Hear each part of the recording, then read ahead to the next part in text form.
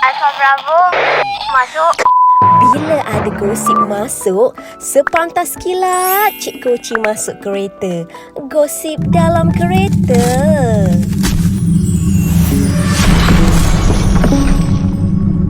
Kedekut like dan share tau.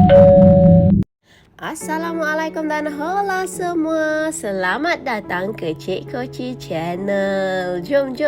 Hari ni kita nak cerita mengenai kecurangan bermula. Cari skandal lebih baik dari isteri tapi akhirnya dapat Ira Kazar.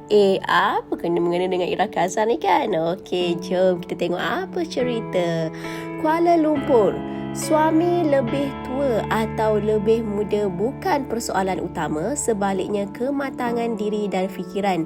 Demikian kata penceramah motivasi juga pengacara TV dan bekas anggota kumpulan nasyid UNIC Ahmad Fazli Abdul Aziz.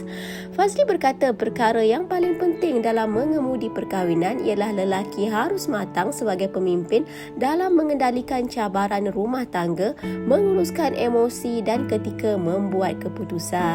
Jelasnya lagi, ada orang usia muda tapi dia matang dalam menangani tekanan, mendepani perbezaan dan juga konflik. Ada orang yang walaupun tua tapi tak matang. Maka jenis macam ni walaupun kahwin orang muda atau tua akan lebih banyak isu berkaitan menghadapi tekanan dan juga mengurus konflik. Bila mendepani perbezaan umur, maknanya teknik dan perbezaan tertentu diperlukan juga. Contohnya kalau isteri agak berusia, kebiasaannya isteri lebih matang dari suami, dan sebahagian suami sebenarnya memerlukan juga isteri yang bermanja-manja walaupun matang. Namun sebahagian isteri bila dah berumur kurang untuk bermanja-manja, mungkin sebab komitmen, tanggungjawab dan lain-lain, katanya kepada Harian Metro. Wow, ini antara tips-tips ya untuk suami isteri. Okey.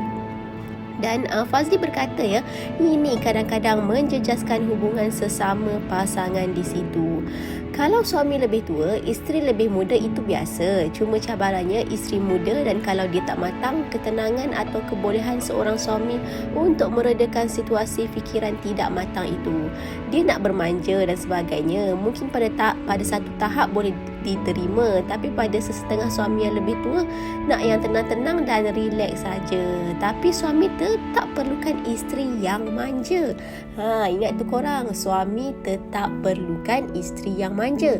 Ini kebiasaan yang saya selalu jumpa. Sebab tu kalau kita tengok kes-kes yang curang dan sebagainya, kebanyakannya ada perbezaan di antara isteri dan skandal, kerana individu skandal itu mesti ada karakter yang berbeza. Sebab kalau karakter sama, dia takkan curang, kata Fazli ni.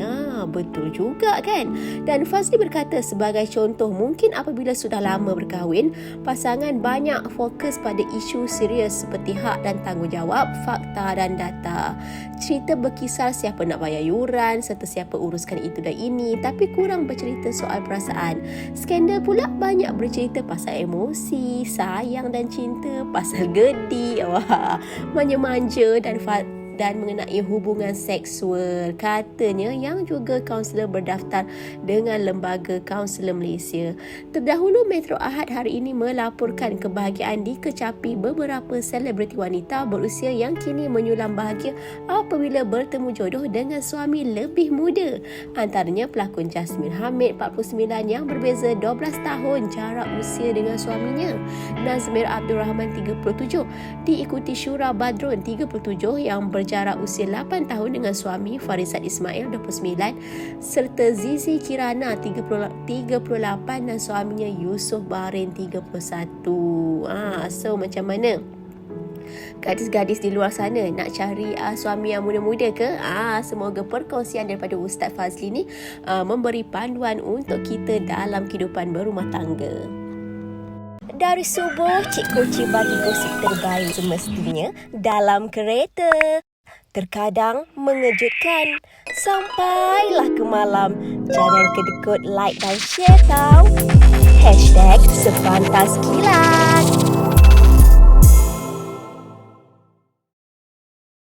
Diulangi, artikel ini diambil dari artikel berkenaan. Sebagai penggemar media hiburan, harus berhati-hati dalam memilih sesuatu isu. Kami tidak bertanggungjawab kerana pihak kami tidak tahu kesahihan berita yang dikeluarkan. Jangan meletakkan kepercayaan penuh dan membuat spekulasi atas perkara yang kita tidak pasti. Menghayati hiburan boleh, jangan sampai kita melibatkan diri dengan fitnah dan buka aib mereka.